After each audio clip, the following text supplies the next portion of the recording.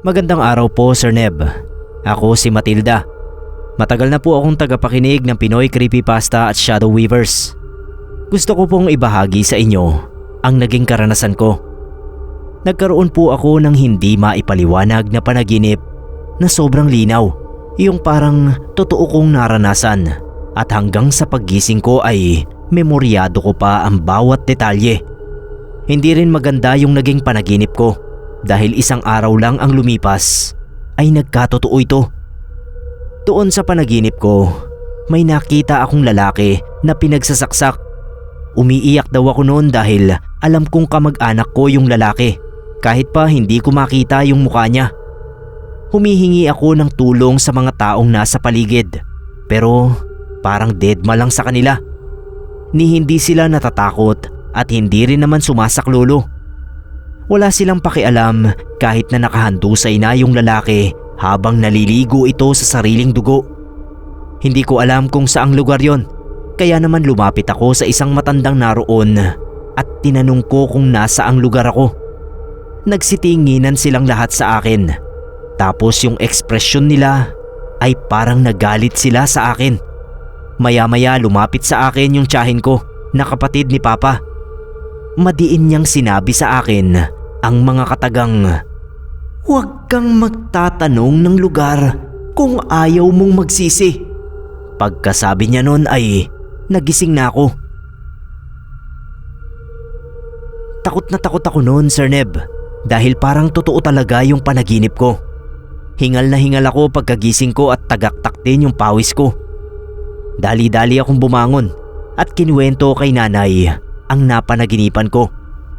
Nagulat ako nung sabihin ni nanay na sobrang sama raw ng panaginip kong yon. Hindi dahil sa may nasaksak o may namatay, kundi dahil doon sa panaginip ko ay nagtanong ako kung nasa ang lugar ako. Hindi raw ako dapat nagtatanong sa mga taong nakikita ko sa panaginip, lalo na kung ang tinatanong ko ay yung lugar. Karamihan daw kasi sa mga ganoon, bukod sa may posibilidad na maging totoo ang panaginip, ay maaari din daw may mangyaring hindi maganda sa kung sino man ang nanaginip. Nung araw na yon ay hindi ako lumabas maghapon. Swerte naman na wala namang nangyaring masama sa akin. Kaya naman naisip ko na baka hindi naman totoo yon. Pero Sir Neb, kinabukasan, tumawag sa akin yung asawa ng kapatid ng tatay ko. Pilit niya kaming pinapapunta sa ospital dahil mag-isa lang daw siya roon at kailangan niya ng tulong para maasikaso ang uncle ko. Hindi na kami nagtanong pa, basta nagmamadali na lang kami ni nanay at tatay na pumunta sa ospital. Nung makarating kami roon, nadatnan namin ang tita ko na iyak ng iyak. Tinanong namin siya kung anong nangyari kay uncle. Hindi siya nakasagot, basta minwestra niya na sundan namin siya. Imbes na sa isang ward kami dumiretso, dinala kami papunta sa morgue. Napahagulgol na lang kami nang makita ang walang buhay na katawan ng uncle ko. Puno siya ng mga sugat sa katawan. Nagulat ako nang sabihin ni tita na napagdiskitahan daw ng mga lulong sa droga ang uncle ko. Hinarang daw nila ito sa daan at pinagsasaksak. Walang ano-ano ay bigla ko na lang natanong kay tita kung saang lugar ito hinarang at pinatay. Bigla akong natigilan noon, Sir Neb, dahil bigla akong naalala yung panaginip ko kung papanong nagtanong din ako tungkol sa kung saang lugar yon. Magkahalong takot at kilabot ang naramdaman ko nun, gawa ng parang naulit yung pangyayari sa panaginip ko. Hindi na namin nagawang ikwento kay tita yung tungkol sa panaginip ko. Nilihim na lang namin yon ni mama kasi baka lalo lang matakot si tita. Isa pa ay wala na rin namang magagawa yon. Wala na ang tito ko at hindi na siya maibabalik. Basta ang alam ko lang, Sir Neb, napaka-weird ng panaginip na yon at sana lang ay hindi na yun maulit.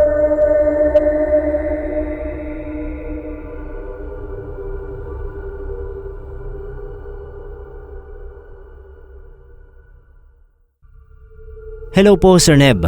Ako po si Carlo. Gusto ko pong i-share sa inyo itong paniniwala ng mga matatanda sa amin. Especially yung nanay at tatay ko tungkol sa pakrus na kahoy na makikita sa mga bubungan natin. Yun lang pong may mga bahay na walang kisame tapos kahoy lang yung pinagkakapitan ng bubong yung makaka-relate nito. Ayon po sa matatanda, kapag natutulog ka at napatapat ka sa mismong pakrus na kahoy sa bubungan, mananaginip ka raw ng masama at kung minsan ay mauuwi pa sa bangungot. Hindi ko po alam kung may naniniwala sa ganito o may karanasan na nito sa inyo. Honestly Sir Neb, hindi ako naniniwala noon. Pero nung ako na ang nakaranas, ay nasabi ko na lang sa sarili ko na totoo pala yung sinasabi nila nanay at tatay. Ako lang mag-isa sa bahay noon Sir Neb. Umalis kasi yung mga magulang ko para makipaglamay sa pinsan kong namatay. Mga pasado 11:00 na nun. Habang masarap yung tulog ko ay naramdaman ko na lang na biglang bumigat yung dibdib ko. Napamulagat ako nun at doon ay nakita ko na may isang duguang babae ang nakaupo sa dibdib ko. Puro kulay puti yung mga mata niya at nakalawit yung dila. Sigaw ako ng sigaw nun pero walang boses na lumalabas sa bibig ko. Nakikita ko na palapit ng palapit sa akin yung mukha nito. Kaya naman mas lalo akong natakot. Gustuhin ko mang bumangon pero hindi ako makagalaw. Ni daliri ko ay hindi ko magawang igalaw. Nakita ko at naramdaman ko na sinasakal ako ng babaeng yon. Hindi na ako makahinga nun at unti-unti na rin akong nanghihina. Nagising lang ako mula sa bangungot na yon nung marinig kong may nagbukas ng pinto ng kwarto ko. Dumating na pala noon sila nanay at tatay galing sa lamay. Hingal na hingal ako nung magising ako Sir Neb. Tapos napako na lang yung paningin ko doon sa pakrus na kahoy sa bubungan namin. Napansin ko na tuwid pala ang higa ko at napansin kong nakatapat ako mismo doon. Simula noon ay umiwas na ako na mapatapat doon. Pero kung minsan ay hindi pa rin maiiwasan yon. Gawa ng malikot ako matulog. Kaya naman kapag napapatapat talaga ako sa mga pakrus na kahoy sa bubungan, kahit saang bahay pa ako matulog, ay nagkakaroon ako ng masamang panaginip. Hindi ko alam kung nagkakataon lang ba, pero kasi ay ilang ulit yung nangyari. At ang mas kinakabahala ko sa panaginip at bangungot na nararanasan ko ay nandoon pa rin yung nakakatakot na babae na para bang palagi lang siyang nakabantay para muli niyang mapasok ang panaginip ko.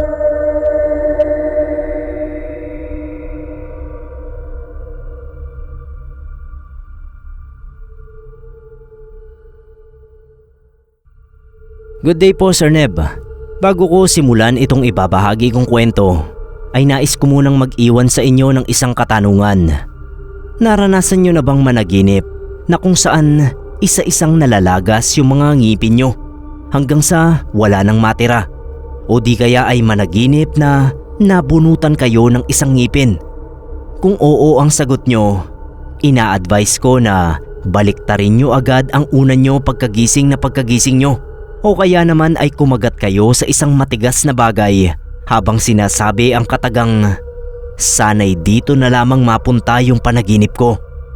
Ang mga bagay na ito ay tinuro lang sa akin nung mga napagkwentuhan ko sa naging panaginip ko noong 17 anyos pa lang ako.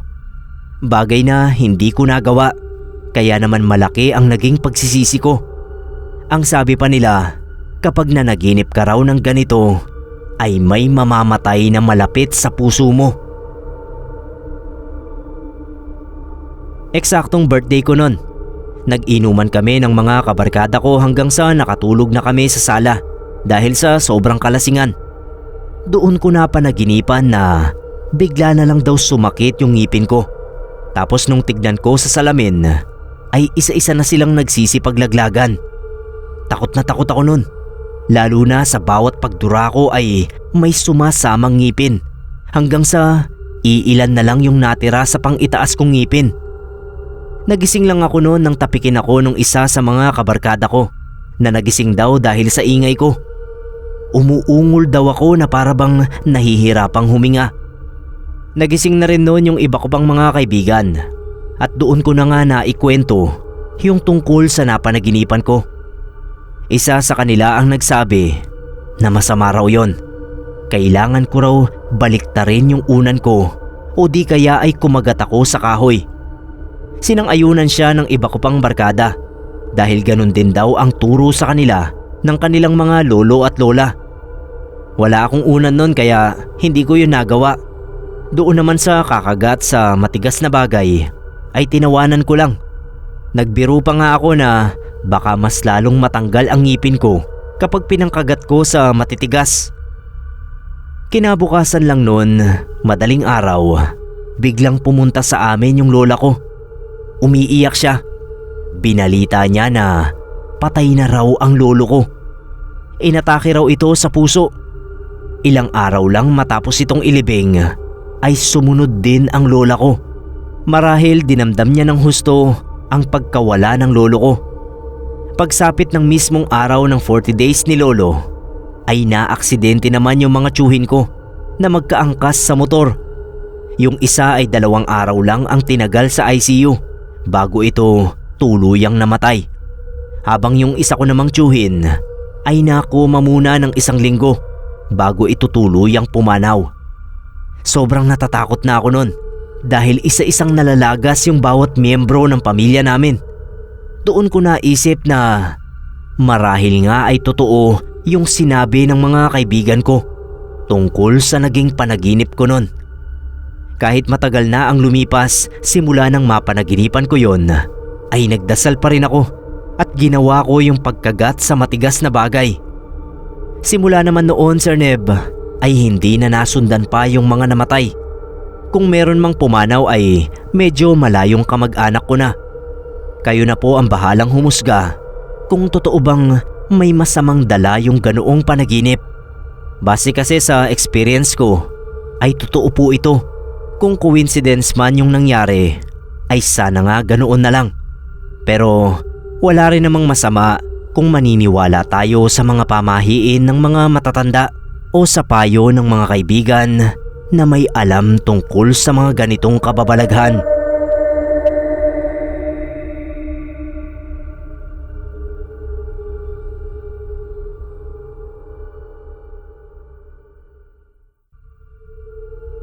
Maligayang araw po, Boss Neb. Sana po ay mapasama ang kwento ko sa mga binabahagi mo sa mga tagapakinig mo. Ako po si Enid. Choir ako dito sa chapel namin.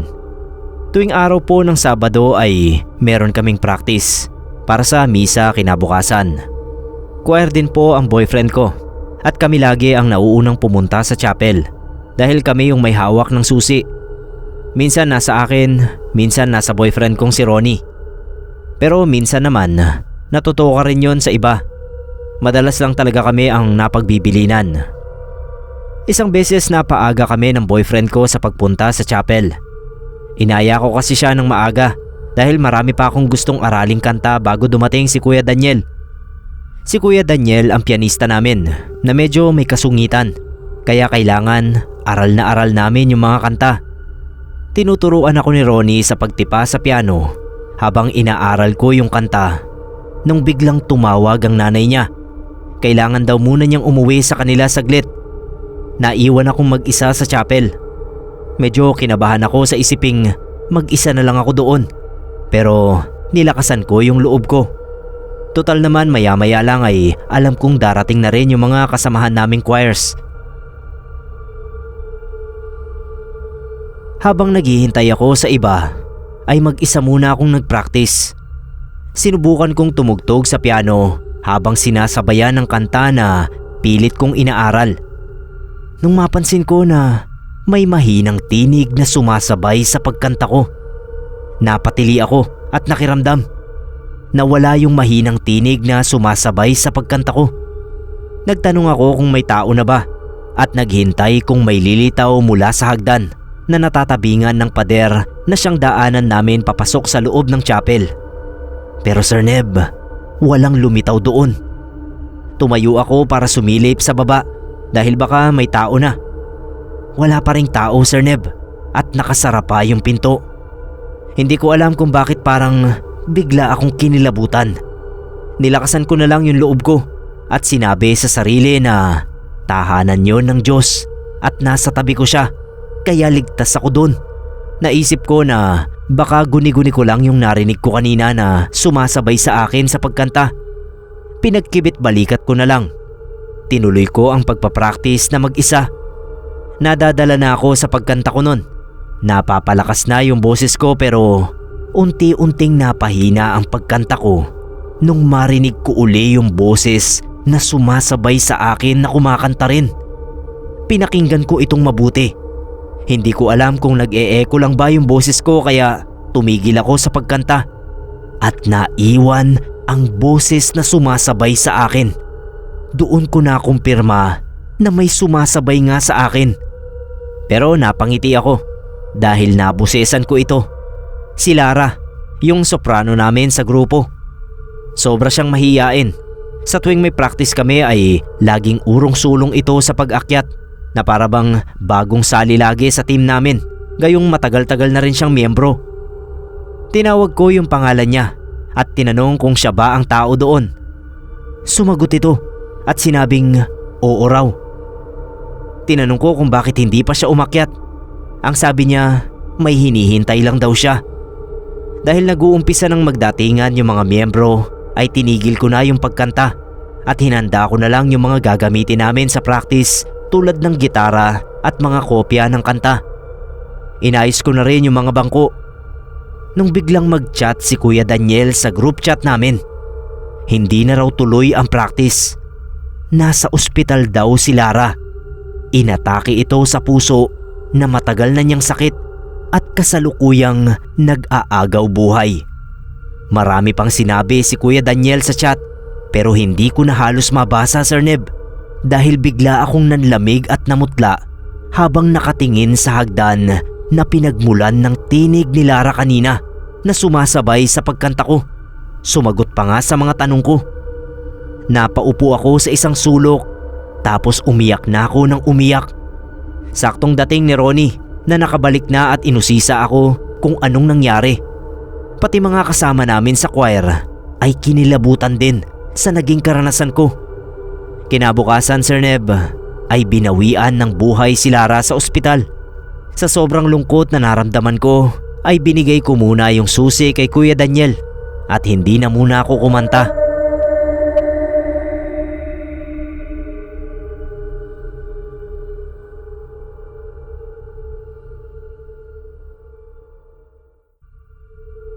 Sir Neb, hello po.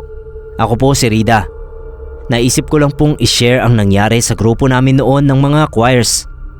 Ito pong kwentong ito ng kababalaghan ay siguradong nakatatak pa rin hanggang ngayon sa isip ng bawat miyembro ng grupo namin noon pang taong 2017. Sa isang grupo, hindi po talaga maiiwasan na kung minsan ay magkaroon ng hindi pagkakaintindihan. Tuwing may kanta po kami sa simbahan, kapansin-pansin po ang pagiging mailap sa isa't isa ng dalawa sa mga kasama namin na itago na lang natin sa pangalang Amy at Wendy. Ang totoo po niyan, Sir Neb, stepsisters po sila at halata na hindi gusto ang isa't isa. May sariling grupo ng mga kaibigan si Amy at ganoon din si Wendy. Pero ang parehong grupo nila ay kasama rin namin sa iisang team, kaya medyo komplikado kapag nagkakaharap-harap sila.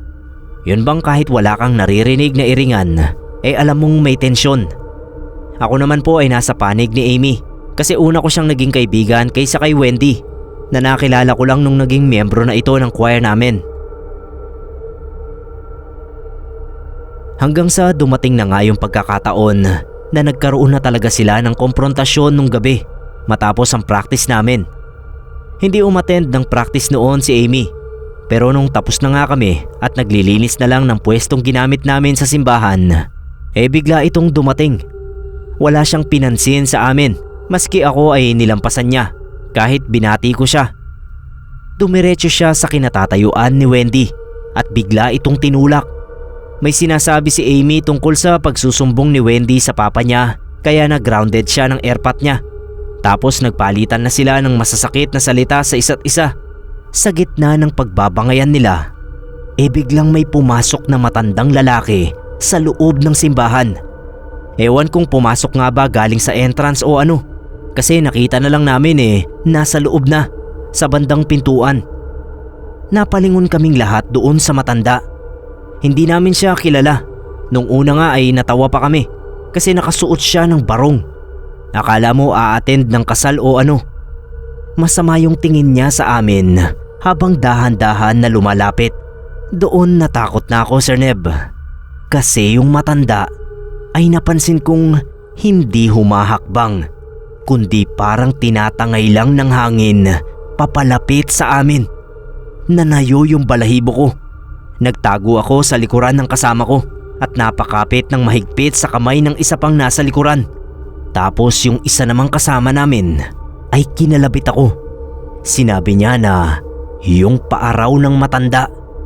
Tinuro niya ng nguso niya, sabay sabing, "Yung paa ng matanda, tignan mo, hindi gumagalaw." Pero patuloy pa rin itong lumalapit sa amin. Mabagsik yung tingin niya kina Amy at Wendy na parehong nasa unahan namin. Yung nakakatakot na tagpong yun ay sinabayan pa ng pagkisap-kisap ng ilaw sa simbahan. Hindi na nakatiis yung mga kasama ko. Nagtatakbo sila sa iba't ibang direksyon ng simbahan.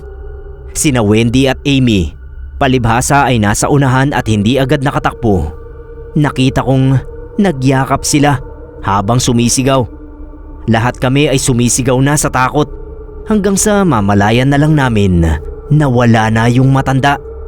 Nung malaman ng caretaker ang nangyari sa amin, sinabi niya na ang nakita namin ay posibleng multo ng isa sa mga nakalibing sa simbahan. Sa simbahan po kasi namin, Sir Neb, ay makikita mong may mga lapida sa pader at may mga nakasulat na pangalan.